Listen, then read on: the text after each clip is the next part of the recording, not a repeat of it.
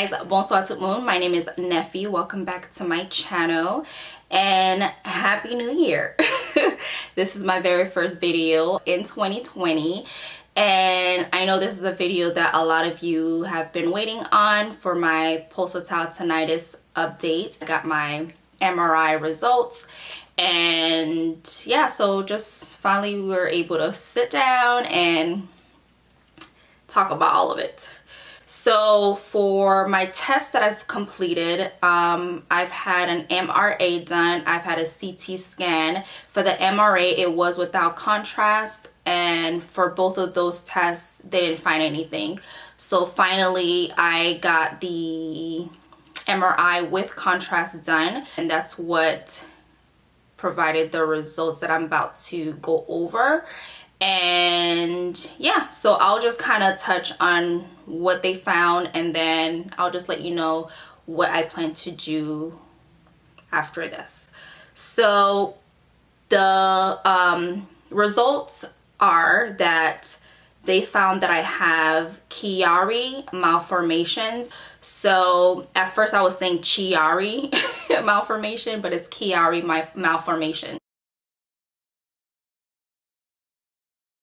There's 4 types of this malformation, and when they provided me the results, she emphasized that I barely made type 1. So you can say that type 1 is just, you know, low level, not a lot of symptoms, not extreme, and level 4, not level, well, type 4 is, you know, extreme, like you'll probably experience a lot of symptoms. So some of the symptoms that they say that people with Chiari malformation experience are, they actually provided me a paper with all this information about it, but I can't find it. I don't know where I put it, and I'm sure I'll probably find it after I'm done with this video and upload. All right, so the symptoms for Chiari malformations are neck pain, hearing imbalance problems, muscle weakness or numbness, dizziness, difficulty swallowing or speaking, vomiting, ringing or buzzing in the ear, tinnitus, insomnia, depression, scoliosis, and problems with hand coordination and fine motor skills. So once I saw those symptoms and what people experience with this, I wasn't confident that this is what's causing my pulsatile malformation because I'm not experiencing or have experienced any of those things. Yeah, just like I just have a feeling this is not it. And the fact too that the doctor was saying that, hey, you know, you barely made it. I just I don't know. I'm not confident this is what's causing it. And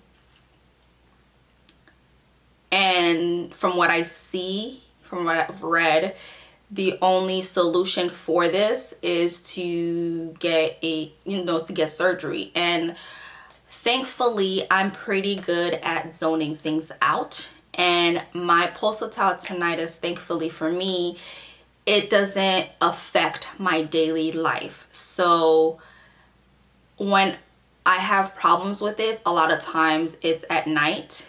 That's when it'll be, of course, the loudest because there's no distractions. But throughout the day, I'm fine. And it's not always every night. Recently, it's been loud. So what I'll do is have my relaxation playlist on Pandora playing, my fan on, just so those two can just help me distract and help me sleep. As far as resources, what's been very helpful, from the previous video, someone commented about the Facebook group. So for that, that's been really helpful because you'll just see different information on it. So let me find the name for you guys. So the Facebook group is called Pulsatile Tinnitus Whooshers Unite. So yeah, so I know that there's about 3 or 4 questions you have to answer before you get admitted into the group, but it's super simple. Just, you know, answer and get accepted, and it's just always good to have people that can understand what you're going through, and you might find, you know, information on a doctor that may be near you that you can go to that's been helpful. It's just really been helpful. But one thing I will say with that group is just, you know, try not to let it overwhelm you or give you anxiety because you read something and assume that, oh, well, all these things match what I have. Maybe you know, this is why.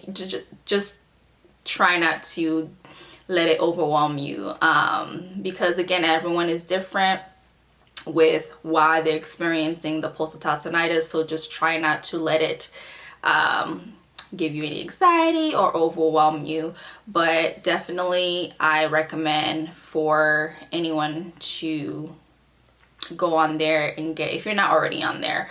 And now for me, because I'm not completely confident this is what is causing my tinnitus, I am going to get an opinion for neurologists. I've never been to one. This will be my first time, so I'd bring my results for everything and just see what they say. And if it is truly that's causing it, I'll just live with it. I don't know, like I'll just live with it, because like I said, thankfully it's not affecting my daily life.